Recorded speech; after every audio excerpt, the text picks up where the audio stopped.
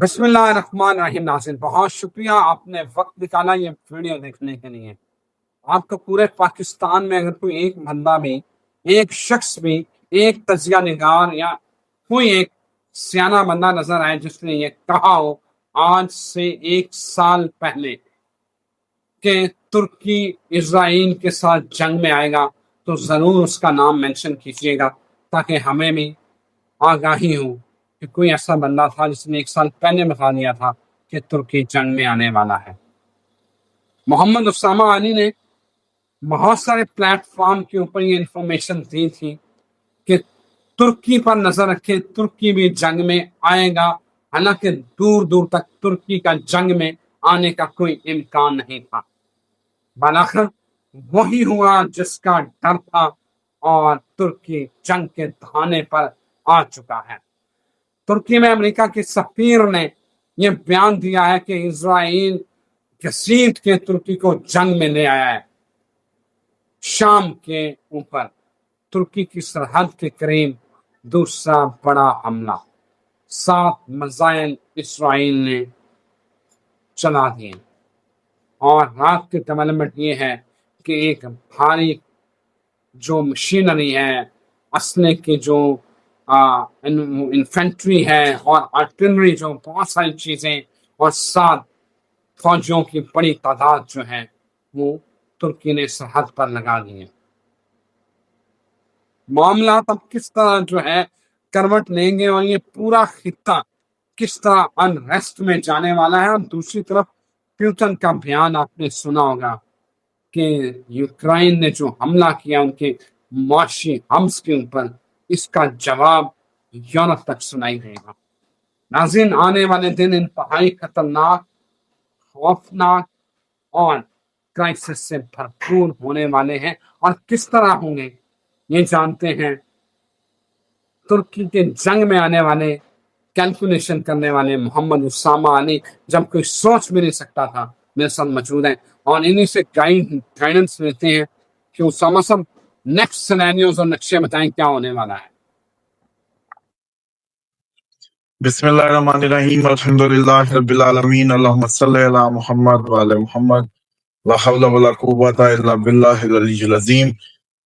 ربیع الاول کا مہینہ مبارک ہو تمام مسلمانوں کو پوری دنیا میں، اور میں سمجھتا ہوں کہ یہ 12 سے 17 جو ہے یہ 2 تاریخوں کی جو وہ کیا کہتے ہیں کنفیوژن ہے، تو بیٹر ہے کہ آپ 12 سے لے کے 17 تک سارے دن ہی اس میں کریں، اور زیادہ سے زیادہ سیرہ کا تذکرہ کرنے کی کوشش کریں۔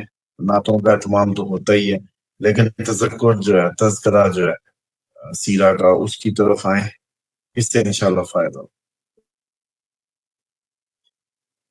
شام جو ہے آپ کو پتہ امپورٹنٹ ہے، روایات شام کے متعلق آپ دیکھیں کہ شام کی ڈسٹربنس آج کی نہیں ہے، شام کی ڈسٹربنس بہت پرانی ہے۔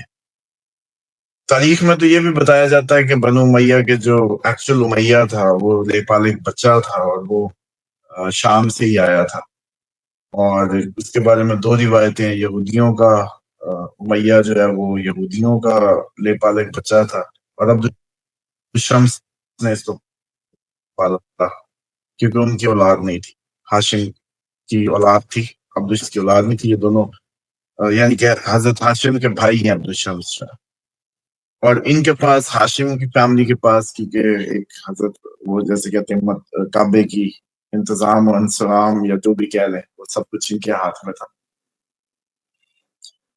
تو شام اس وقت بھی آپ دیکھیں کہ جب مسلمانوں سے لڑے پہلی دفعہ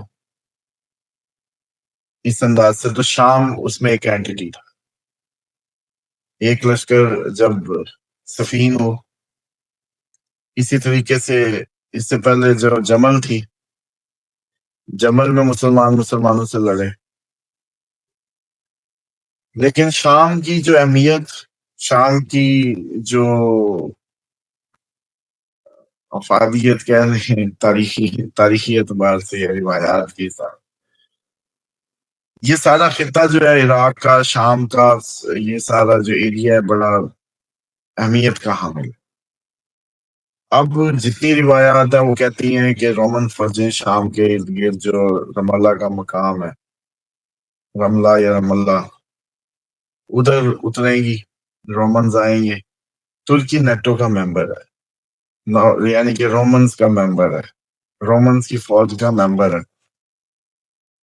اور جہاں تک آپ لوگ جس اسلام کو یا جس اسلام کی تعارف ہے آپ لوگوں کو، اس کا اصل اسلام سے کوئی تعلق ہی نہیں ہے.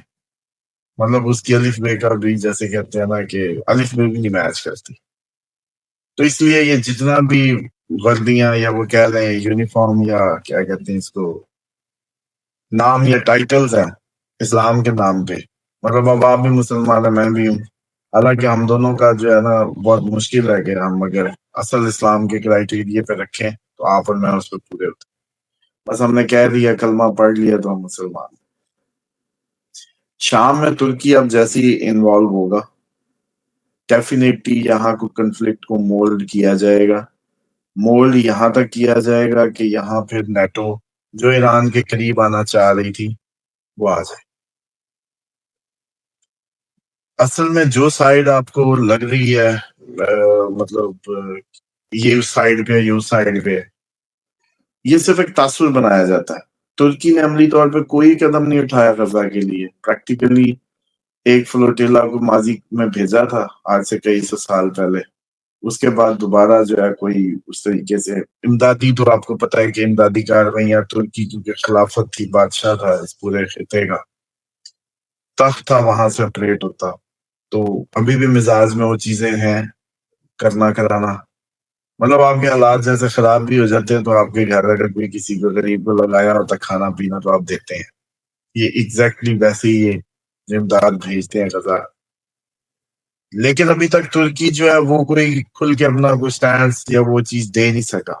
اب آگے اس نے ڈیفense پیکٹ تب جوائن کیا جب اس پہ اسرائیل نے واضح کہہ دیا کہ اب اگلا شکار جو ہے ترکی ہے. اور جنگلی جو بھیڑیا ہوتا ہے یا جو درندہ ہوتا ہے اس کے لیے وہ کیا پوچھتا ہے کہ یہ رضوان جلال ہے یا یہ اسامہ ہے یا یہ فلانا ہے، اس کے لیے آل ہیومنز آر اینمی. اسی طریقے سے اسرائیل کے لیے سب اینمی، جو بھی ارد گرد کا اس سوچ کا حامل، اس کے اینٹی سوچ کا حامل، کوئی بھی عقیدے کا حامل کوئی بھی ادھر ایگزسٹ کرتا ہے. اور آپ خود سوچیں کہ ان کا جو بلیف ہے وہ شروع ہی حضرت عیسیٰ علیہ السلام کو سلیب کرنا، تمام انبیاء کے قتل، ہمیشہ سے قتل، ایک لانگ ہسٹری ہے. اس لیے یہ تو چھوڑ دینا کہ یہ لوگ جو ہے یہ اکیلے ہیں دنیا میں، باقی سب ان کے اینٹی ہیں، یہ ایسے سوچتے ہیں اس مائنڈ سیٹ سے. تو ترکی کو لانا، ترکی آپ کو یاد ہے جب F-35 امریکہ سے مانگ رہا تھا اور یہ ساری کہانیاں چل رہی تھی، میں نے کہا تھا دیکھ لو یہ لے تو رہا ہے کہ شاید مجھے بھی پیسے میں بھر دوں بس جنگ میں نہ جانا پڑے، لیکن پتلے جو ہے معاف نہیں کر رہے. اس کا مطلب یہ F-35 مانگ رہا تھا. اب آپ خود سوچیں کہ دونوں سائڈوں پہ ایک ہی سپلائر ہے پیچھے، امریکہ، اسرائیل کے پیچھے بھی، اب اس کے پیچھے بھی. تو بات یہ ہے کہ جب ساروں کو یہ بھوت چڑھ جائے کہ ٹیکنالوجی سے جنگ لڑنی ہے تو ٹیکنالوجی کی جنگ کہیں بھی نہیں لے کے جائے گی جب تک آپ ہم جو انسان ہیں وہ حقیقی معنوں میں زمین پہ پاؤں نہیں رکھتے. میں نے پچھلے سال بھی یاد ہوگا اس سال کے شروع میں کہا تھا کہ اس سال فوجیں گھسیں گی، پاؤں رکھے جائیں گے، تو وہ سلسلے کے آغاز ہونے ہیں. تو شام میں اب جو منظر ہے مجھے یہ لگتا ہے کہ ترکی کو لانا ہے کردوں کے لیے، کیونکہ کردوں نے ڈچ کر دیا ٹرمپ کو. کردوں نے اسلحہ لیا ہے. ٹرمپ نے سوچا تھا کہ ایران پہ چڑھاؤں گا ان کو، لیکن وہ نہیں گئے، اور ایران نے بھی ان کے گھس کے جہاں حملے کرنے تھے کیے. اب لگتا ہے کہ سزا کے طور پہ یا پریشر بلڈنگ کے طور پہ ترکی کو انوالو کر کے ادھر لایا جائے گا. اور کردوں کا معاملہ پہلے ہی پرانا ہے ان کا، کردوں سے سب کا ہی مسئلہ ہے. جیسے آپ لوگوں کا کشمیر ایشو ہے اسی طرح کردستان کا بھی ایشو ہے اس خطے، اور یہ بڑھے گا. اب اس میں لا کے اس کو انوالو کرنا ہی کرنا. اور اس کے ساتھ ساتھ جو زمینی فوجیں گھسانے کی باتیں پھر وہ شروع ہوں. جب ترک ادھر کو کوئی آئیں گے درمیان میں تو کرد آگے نہیں ہوئے، دروز آگے نہیں ہوئے ابھی تک، تو اب ہو سکتا ہے کہ ترکوں کو آگے کر کے اندر پھر شام میں کوئی کھچڑی پکائی جائے، پھر ایسا کوئی کروٹ دی جائے تاکہ یہ کھل کھلا کے سارے ہو جائے. ایران ٹارگیٹ ہے ان اینی وے.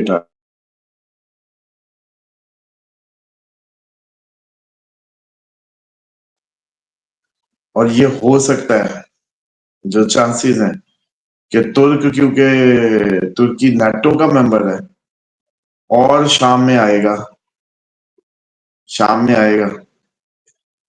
کرتے کرتے نیٹو کو ادھر بھیجنے کا بہانہ بن کہ نیٹو، اور پھر وہ جو روایات ہیں وہ سچی ہونے کے قریب آ جائیں کہ فوجیں شام میں ہوں گی. اسی ساری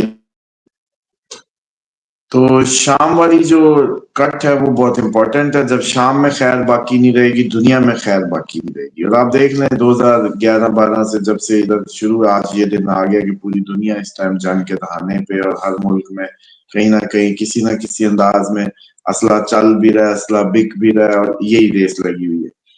تو لگتا ایسے ہے کہ ترکی نیٹو کو ایران کے قریب لانے کا بہانہ ہے، وہی نیٹو یا یورپی کنٹریز جو بھی کڑیاں دینے لگ گئے ہیں ایران کو.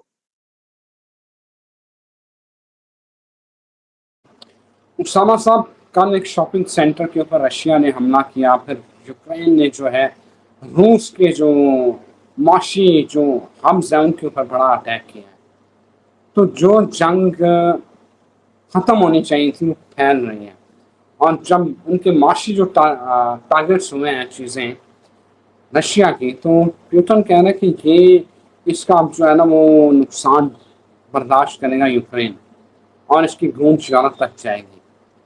تو یہ جنگ تو پھر یہ وہ کہتے ہیں نیور اینڈنگ وار جو ہے وہ شروع ہو گئی ہے. تو یورپ جو ایک سونے کی چڑیا سمجھا جاتا تھا، اکنامکلی سپیریئر جو ہے ایک خطہ سمجھا جاتا تھا، تو وہاں کے لوگوں کے لیے جو ہے نا وہ آپ کس طرح دیکھ رہے ہیں. اور آپ کو ابھی جو صبح کی نیوز میں دیکھ رہا تھا کہ 2-2.5 لاکھ کے قریب لوگ جو ہے وہ برطانیہ چھوڑ گئے ہیں، انگلینڈ چھوڑ دیا انہوں نے، 2.5 لاکھ کے قریب لوگوں نے ایک سال کے اندر. تو اس سینیریو کو آپ کیسے دیکھ رہے ہیں؟